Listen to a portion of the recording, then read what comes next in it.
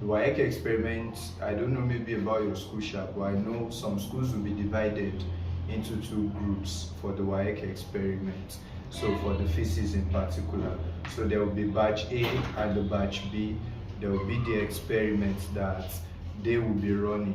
So if your school will be divided into two, that means Waec will send two manuals to your school to work on for your practicals. So today I want to quickly teach you how to draw your graphs, introduce you to the practical. So I'm going to be making this so fast. I'm not trying to tell you about the instruments you use in the laboratory or the introduction to Waec practicals itself, but I want to quickly take time to teach you one or two things on how to read your table and how to draw your graphs. Those are the two most important things in your Waec experiment. When you have your tables, then what are the tricks, what are the logics you can use to make you run your tables and your graphs very well? So there are some tricks you can undergo. You can do some basic calculations, and by the time you start plotting your graphs, it becomes so easy to plot. So that is what I'm going to be teaching you today. So as you all know, Waec practicals, especially physics, involve four aspects, and the four aspects are: number one, we're going to have the mechanics aspect. So that's where you do most of your simple pendulums and the likes. You have optics. That's where you talk about lights, and we're going to be doing one experiment on optics. That is your batch B. This is a convex lens. So we're going to be working with the convex lens and some other ones like that. So then you have number 3 on heat. So on heat, then number 4 on electricity. So these are the aspects you'll be having your practicals. But from what we were sent, I'm going to show you, because after this video I will upload another video that will perform this experiment. It's one of the experiments Waec asked us to practice. Although last or 2 years ago I uploaded a video that is about this experiment. I'll just do it again in case you didn't get the video, but the video is on the playlist if you can check for it. We did the experiments on electricity and this light together to know one or two things about this. So after this video of teaching you how to form your table and how to form your graph, I'm going to be teaching you how to run this experiment. Then we'll do for the other experiments as well. So keep checking and keep following. So now, how do you run your table? You see the first aspect: mechanics, optics, heat, and electricity. When you want to run your table, they are going to give you different set of values. Like you set up your experiment, let's say it's electricity, you have your resistor, you have your key, you have your ammeter, you have your voltmeter, you connect all of them, and they say you should read a value. In this example now, what they asked me to do is that I should take a resistance box. So they gave me a value of resistor. So they said for different values of resistors, 2, that is 2, 4, 6, 4, 6, 7, and 11. So they said for these different values of resistors, I should measure the current. That means I need an ammeter. So when I'm setting up my experiment, I'm going to have a battery, a cell, or a battery. So when you have your cell, it's connected to variable resistors, that's like your resistance box. Then it's connected to a key. So this is a key. Then that's connected to an ammeter. So this is an ammeter. Then that's connected to your battery. And you should remember, when you are setting up your physics experiment, the positive terminal of the battery should be connected to the positive terminal of your ammeter, and the negative should also be connected to the negative. That's when it will work properly.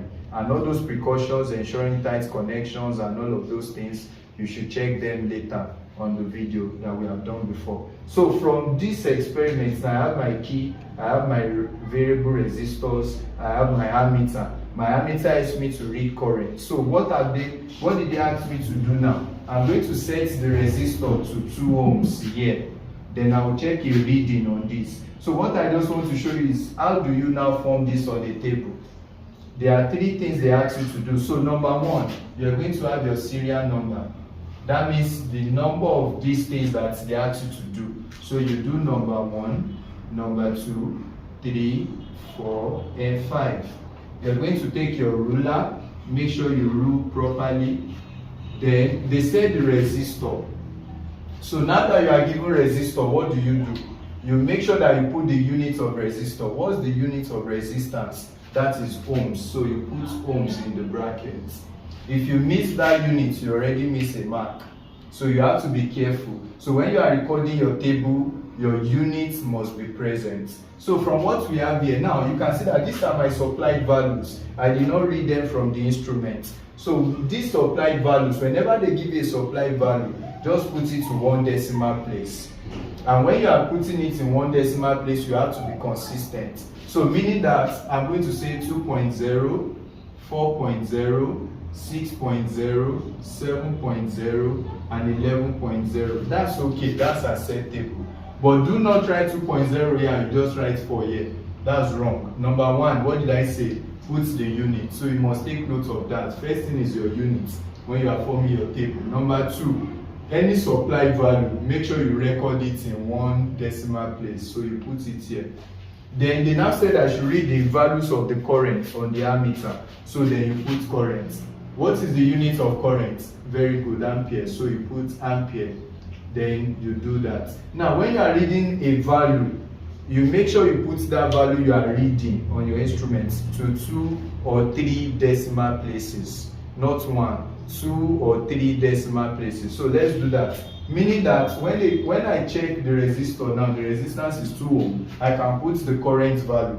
So what will be the current value? I'm not performing this experiment, just to quickly teach you the table. So this one, I'm putting it in 2 decimal places, 1.10 ampere. Then the second one, 0.75 ampere. Then the third one, 0.55 ampere. Then the fourth one is 0.40 ampere. Then the fifth one is 0.35 ampere. Now if you look at what I have here, this value, after I have added the values of the resistors, I've gotten the values of the current from the instrument. So you will just keep changing this. You will change the resistors to 2 ohm, you will read the value of the current. But this is not an experiment yet. I'm just teaching you the table. We're going to record an experiment, we'll draw a graph, and we'll see. But for this, I want to use this to teach you how to derive your table and how to draw your graphs. So now that I have this, my next question says that I should find I inverse, meaning that I should find the inverse of this current. What did I say? Any value you are recording, you are reading from here, you either put it in 2 decimal places or 3 decimal places, or if you are putting it in 2 or 3, make sure you are consistent. So I'm putting it in 2 now, so you can see that I'm consistent, so you don't reduce your mark. Then another thing is that when you are not doing any value, let's say you are doing division, multiplication, any answer you get here, you record it in 3 decimal places. You have to be careful. So now they said I should find inverse of I. Inverse of I means 1 over I. That's division. So if I'm going to record my values, I have to record it in 3 decimal places. So that you will put it this way, inverse of I. So if I have inverse of I, what do you think my unit will be? It will also be ampere inverse. That's what it's going to be. So that is another thing you are looking for. Whenever you are ruling, make sure you use your ruler and avoid cancellation. So now from what I have here, I inverse. When I find I inverse, that means 1 over 1.10. What would that give me? That will give me 0.9091. So you can see now that I want to stick with 4 decimal places, either 3 or 4. But I'm sticking with 4 decimal places now. So you have to do that as well. So the next one is 1.333, and you have to be consistent. The next one is 1.8182. Then the next one is 2.50. So that means you have to make 3s. Then that will be 2.8571. So these are my values now from my experiment. So I'm done with my experiments. I've calculated, I've gotten the values of the current, then I've calculated I inverse. So this is called my table of experiments. So you put your table of values or of experiments. So your table of values, I've given you all the things they say you should look for. So the next thing, after you have gotten your table, fine, they will give you a very good result. So the next thing to do is to draw your graphs. The question says that plot a graph of R along the vertical axis against I inverse. That means I want to plot a graph now. My graph is going to look like this. R along vertical. There's nothing like y-axis in physics. R along vertical, then I inverse along horizontal. Then when you are putting that, you make sure you put your unit ohms. Then you make sure you put your unit here, A inverse. So I'm going to be showing you on the graph on how to perform this experiment. So the I inverse you have written here and A inverse. So that's what will be on your x-axis, while your R will be on the y-axis. So now we want to plot all the box we have here. How are we going to do them? So that's what I want to teach you next. So when you are plotting your graph, you have to select a scale. So that's what we'll do now. And let's come and see from the graph on how to do it. So we're going to use this table to draw a graph. I will show you the tricks you will use. We will do some basic calculations. I'll show you those tricks you will use in order to draw your graphs perfectly. So let's check the graphs. You must make sure you use an HP pencil, but I'm just trying to use this just for you to see how it's done. So we want to plot plotting of R against I inverse. So remember, this is the table of the value. So I think I made a mistake here. This should be 4 decimal places, so not 3. And it's one of those things when you misplace one of the units, they are going to rub it. I mean, they are going to deduct your mark. So make sure you do not make mistake. So now I already have my value. So they said I should plot this R against this I inverse. So one of the problem is that you can see the values I have here, 1.33, 2. So how do I select scales on this graph that will fit into this value?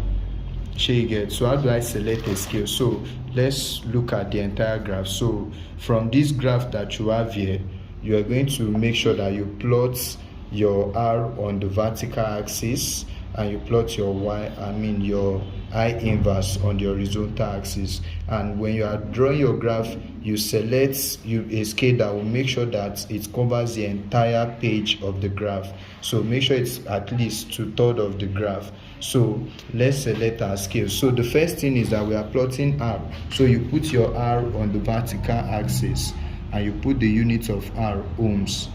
That's what you have there. Then we are plotting against, so you can rule it. So let's rule it down. And don't shade in physics. Do not shade. Make sure that what you are plotting, you just rule your line once. So try not to shade. Just rule it once. You don't have to even get cleaner or anything. Just make sure you know what you are doing. So you rule it all once like that. Then for the vertical, for the horizontal, you make sure that it covers a lot of space, so you can rule this one as well. So that's what you have for the horizontal. Then we already have the line for the vertical and the line for the horizontal. So you put your I inverse here. That is the one that will be on the horizontal axis. Then the unit will be A inverse. So please do not forget the unit. So now we want to select scales. If you put your ruler to measure, if you measure from here to here, you can see those thick lines. If you measure from here to here, that is 2 centimeters. So, and each line in the box represents a unit. So now if you go and you put from, if you use your ruler to measure, you're going to see that you are going to go from 0. So if you put 0 here, this is 0, then this is 2 centimeters. Can you see? That's 2, this is 0. So meaning each box represents 2 centimeters. So now if I now say this place should be 1, this place should be 2, that means I'm saying that 2 centimeters should represent 1 unit. Let's select a scale. Now the scale you are going to select depends on your value. So this is the trick I want to teach you. So what do you do on how to select your scale? So if you want, so for you to select your scale, you are not going to write this in your note or in your book. I'm just trying to teach you something that I learned from my teacher, my secondary school teacher. I called it the Baron's formula. So what you do here is that you're going to take your highest value of the part you want to record plus the lowest value, then you are going to divide it by 10. So that's what you do. So your highest value here, you are going to take the value, I'm plotting my R, so that's going to be 2 plus 11. 11 is my highest, so all divided by 10. So that will give me the scale that should be on the y-axis. Then for the horizontal too, so let me say for the y, then for the x is going to also be the highest. So the highest might be in between, so don't mistake in that. But from here, this is our highest value plus the lowest 0.9091 divided by 10. So that will give us the scale that we should have on the horizontal axis. You can just do this on a rough note. Do not do it in your answer booklet. It's just a trick for you to get what to do. So you see how we'll plot the graph now, and everything will go smoothly without a problem. So let's select our scale. So we had the highest, that's 2 plus 11, that should be like 1.3. So divide by 10, so that's 1.3. So you try to avoid using 1.3, although I would have said you should, we want to go between 2 and 11. So if you make this place 2, 4, 6, 8, 10, 11, it might be too small. It will not cover your entire graph.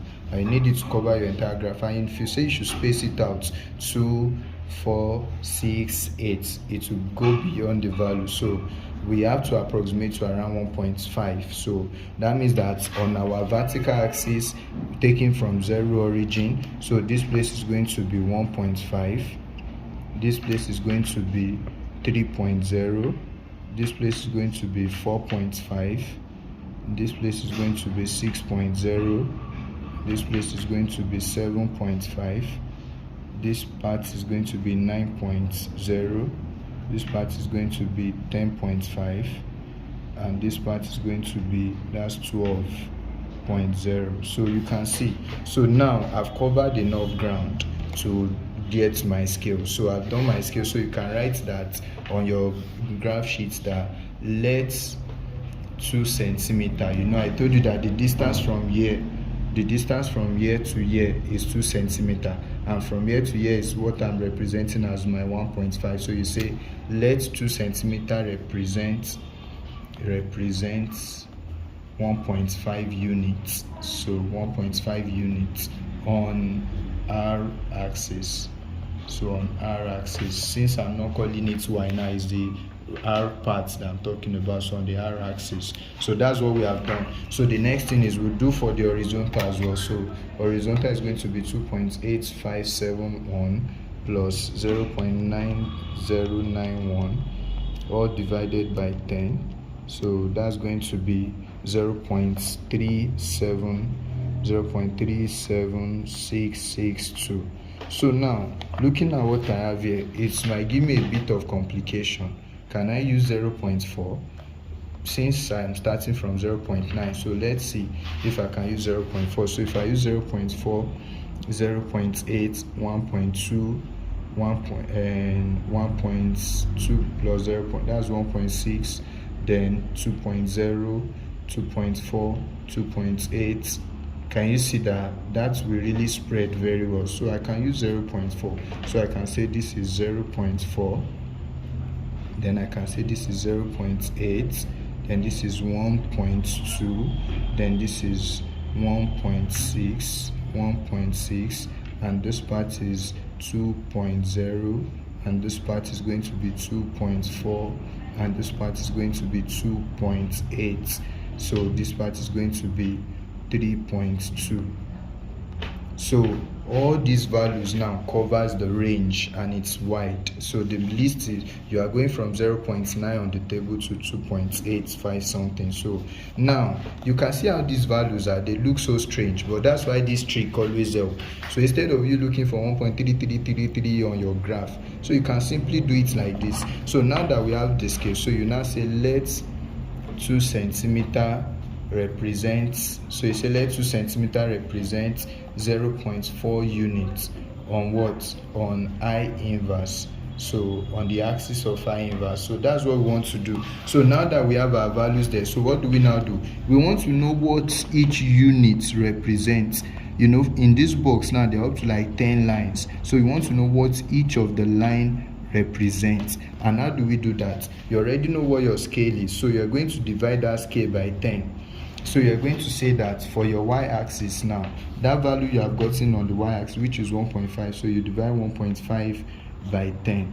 So that will tell you what it should be, each unit is going to be. Do you understand that? So if you say 1.5, that's like 1.5 divided by 10. You already know what that is. That's 0.15. So that means that each unit here represents 0.15 on the y-axis. Look at this very well. Each unit here represents 0.15. You see the trick that we are going to use. So x is going to be that's going to be 0.4 divided by 10. That should be 0.04. So that's 0.04. So that's going to be 0.4 divided by 10. I hope you're following. That's 0.04. So now, meaning that each line here represents 0.04. So let's now see how we use it. So for this one, for the y-axis, I already know. So I want to know where 2 is. So where 2 is, the I inverse is 0.9091. So what you are going to do is you divide this one by this value, you divide this one by this value. So it will tell the number of lines you should count. So that's the next thing. So that means that to know for 2 now, say 2 divided by 0.15. And that's going to be 13.3. So, and you can see from what I have here, is 2 the highest. That's 13. And you remember, each line represents 0.05. So you're going to say 1, 2, 3, 4. You already know this is 10. So 11, 12, 13. So you just count 13 lines. That's what that means. So if you divide this 2 by 0.15, it's going to give you 13.33. So this is what I'm saying. Like, I want to know where is my 2. So that means I'm going to do on the y-axis. I would first do 2 divided by 0.15, and that's going to give me 13.3. So which means that you will count 13.3 line 1, 2, 3, 4. From here to here is 10. So 11, 12, 13. So your 13 is around this place. So we are not doing anything yet. Let's check for the x-axis, for the I inverse. So that's going to be 0.9091 divided by your value here, which is 0.04, and that's going to be 22.7. So you can see. So that means that from here to here is 10, from here to here is 20. So you now count 1, 2, 3, 4, 5, 6, 7. But it is 22. So this is 10, this is 20, so this is 22, but 0.7. So you just move a bit ahead of that 22 around this area. So that's where it will be. So you remember where our x was. It's around this area. That's this. Our 2 was here, so our 27 is around here. So you trace them together. So if you trace 22.7 around here, this is your x. So you now say this is 20, this is 21, 22, so 27 will be somewhere around there. So do you understand that? So that's where your value is. So you can use a cross line. So when your r was 2, then your I inverse was 0.9091. And that's what we have done. Let's do one more. So you can see, let's do one more. That means that if I want to know for 4 and 1.33, so what do? Divide 4 by 0.15. That means I'm going to count 26 lines. So that means I'll go 10, 20, 21, 22, 23, 24, 25, 26. So then let me see what, that's my y. So that means I'm going to count y to be 26.666. So I will just leave a space in between. Instead of getting to 27, I'll just count it in between 26 and 27. So for the second one, let's do it. That would be 1.3333 divided by 0.04. And that's going to be 33. So on my x, I'm going to count 33.33. So that means I'm going to go 10, 20, 30, then 31, 32, and 33. So now let's look at where our value was the other time. That's 26 points. So this is 10, 20, 21, 22, 23, 24, 25, 26. So in between 26 and 27, that's where it will be. So you can trace it down. So then this part now, this is going to be from the x-axis. This is 10. I'm going 33.33. So that's 10, 20, 30. Then this is 30. So 31, 32, 33. So I'm going 33.33. So you can move in between that line too. So I can put my cross or my star. Can you see? It's as simple as, instead of you looking for where 0.9001 is, it's going to be complicated. So let's do the next one. That's going to be 6 divided by 0.15, and that's going to be 40. So that means I'm going to count 10, 20, 30, 40. That's on 6. You can even see 6 is there. Can you see that it falls exactly on 6? That shows our trick is working. So let's check the next one. So on the y-axis, that's 6. That's straightforward. So 1.8182 divided by 0.04, and that's going to be 45.455. So that means that for this one on 6, I'm going to count for the x-axis. This is 10, 20, 30, 40, 45. So it's going to be 1, 2, 3, 4, 5.455. So just in between is okay. So you put your cross. So you can see my graph is just as simple as that. Then the next one, when it's 7.0, so let's check 7.0. 7 divided by 0.15, and that means I'm going to count on my y-axis 46.6. That's 46.7 in between. So for the x-axis, that's going to be 2.5. I'm not sure I have 2.5 here, so definitely let's do 2.5. So 2.5 divided by 0.04, so that's 62.5. So that means on the x I'm counting 62.5. So let's check. That's 10, 20, 30, 40. 40 what? 46.7. So 41, 42, 43, 44, 45, 46. So it's going to be in between. So it's going to be in between around here. So now let's now trace that down in order to determine our x-axis. So x has to be 62. So that's 10, 20, 30, 40, 50, 60, 61, 62, and 61, 62. So in between 61 and 62. So let's get that right again. That's 10, 20, 30, 40, 41, 45, 46. So that's 46. So after 46, then I'm counting to my right. That's 60. So that's 10, 20, 30, 40, 50, 60, then 62, 1, 2.5. So you can have my 0.5 around here. So that's the value around there. So let's move on. So the last one is going to be 11 divided by 0.15. That means I'm going to count 73 lines, 0.3. Then for the second one, 2.8571. That means I'm going to count divided by 0.04. So that means I'm going to count on the x-axis 71.4. So let's go. So that means I'm counting 73. So this is 10, 20, 30, 40, 50, 60, 70. So 71, 72, 73.3. So just move up a bit. It's okay. That's around there. So then I'll count 71 to the left. So that's 10, 20, 30, 40, 50, 60, 70. Then 1. So I can put it around 71.4. So I can put it around here.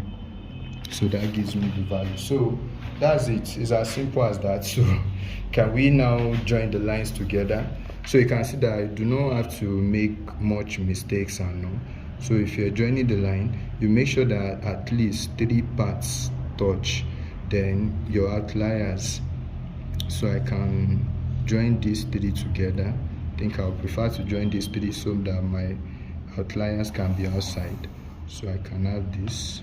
So that means I have an intercept. So my graph is not perfectly on the table. That's why the line is not straight. So that's it. My graph is ready. So it touches these 3 and this falls on the outside. So it's okay. Then the next thing you're going to be asked to determine is your slope. Whenever you want to determine your slope, you draw a triangle. You make sure that the triangle covers a large space. So you can start from here. Then you take your graph, you draw it down. Then you make sure the more space it covers, the more your mark. So if you do not allow it to cover enough mark, it might be a problem. So that's what you have. So you can say this is what you have. You're changing y. So your change in y is going to be here. So I'm trying to quickly finish it. So your change in y is going to be here. So make sure you count down, you do it. So while your change in x is going to be here, so meaning that the value you're going to have here will be for your change in x. So this will be your change in x. So just putting the line to make it straight, so it's not necessary. So change y. So in order to get my slope, so I'm going to have my slope is going to be the change in y over the change in x, and that can be y2 minus y1 all over x2 minus x1. And you make sure that the values of y2 you are using here and the units meet. If my slope is y, and what is the unit of y? Ohms, over what is the unit of x? A inverse. So that means that the unit of ohms I'm going to have here will be ohms ampere, because when A comes up, so that's going to be the unit. So make sure you put the unit after you have gotten your value. You just trace the value of y here, you trace the value of y here, then you subtract it. Trace the value of x here, trace the value of x here, then you subtract it. So that's what you're going to do. Then when you get your slope, the intercept is where this part is. So they can say, what is the intercept? I, for your straight line graph. So I can call this line. So you make sure you put an arrow to show your intercept. That's 1. Then you can also put an arrow to show your intercept here. That's 2. So there's an intercept, there's a line that it cuts on the r axis, and there's a line. So you can say when your r is 0, then I inverse is equal to, so you will check this part. So that's 0.4. So the value here is like 1, 2. So you can say 0.4 plus 0. I think each line is 0.04. So 0.04 times 2 represents 2 lines. So plus 0.4. So that's 0.48. So that means this part here, your I inverse is 0.48. A inverse. So that's the unit. So you will do it for this one too. So when your I inverse is 0, then what is the intercept here? So that means that that's going to be a negative value. So if this is 1.5, this is 1.5. But remember, each line represents 0.15. So and I have how many lines? 1, 2, 3. So you can say 0.15 times 3 plus 1.5. So that's minus 1.9. So that means your R is going to be minus 1.95 ohms. So the values might not be perfectly accurate from what I'm doing right now, but just to show you how the graph is done. So you can see I did not take cleaner to start cleaning. So if you follow what you're supposed to do, you won't have to start cleaning. Just make sure you do what you're supposed to do right, and you get everything right. So it's as simple as that. So the first thing we did was to put our vertical axis, then put our horizontal axis and their units. Then the next thing was to put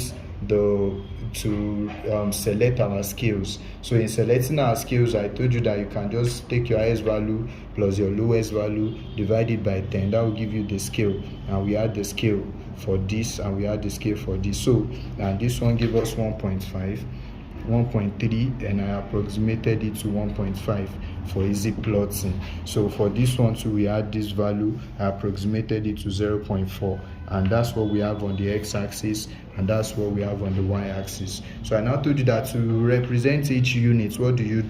Just divide the value of 1.5, divide it by 10, since all of the box represent 10 lines, so divide it by 10. So that's going to give you the value. Then when you have that value, then what do? Start slotting in each of the values. So divide, then when you have that value 0.15, you want to check for 2, divide 2 by 0.15, whatever it gives you, count the number.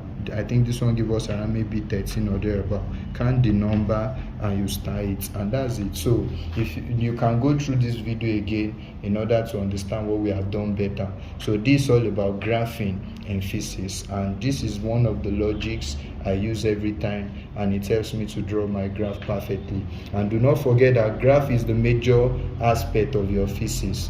that if you can do your graph well, you're going to get your answers well. So they will ask you to do your slope and they will ask you to do your intercept. That's if it cuts it. And when you are touching your lines, make sure you touch at least 3. When you want to have outliers, when you want to have these ones, make sure that what you have on this side and you have something on this side, make sure they are kind of even. And that's what we have done so far. So make sure you subscribe to our channel. So my next video, I'll be uploading a video on lens experiment. So we're going to perform lens experiments. So this is the lens, this is the screen. So we get different value. We want to know the focal length of this lens. I know it, but we'll just do the experiment to determine the focal length. This is called a ray box. So this is a ray box. This is what I'm going to be using as my what's it called, my object. So I'm going to place the lens, place the object. These are part of the apparatus that Waec said we should gather for 2024. So we're using it to train you now, so that however the question comes, you will have the confidence to also run the experiments yourself. So that's what we'll be doing in the next class, and that should be tomorrow. So God bless you. Make sure you subscribe so that you keep getting updated. And if you have any question or anything you want me to work on, you can let me know in the comment section. So if there's anything that is confusing here, just let me know. I can repeat it again, but try your best to watch this this video over and over again, and subscribe, like, leave the notification button turned up, and we are always here for you. Thank you.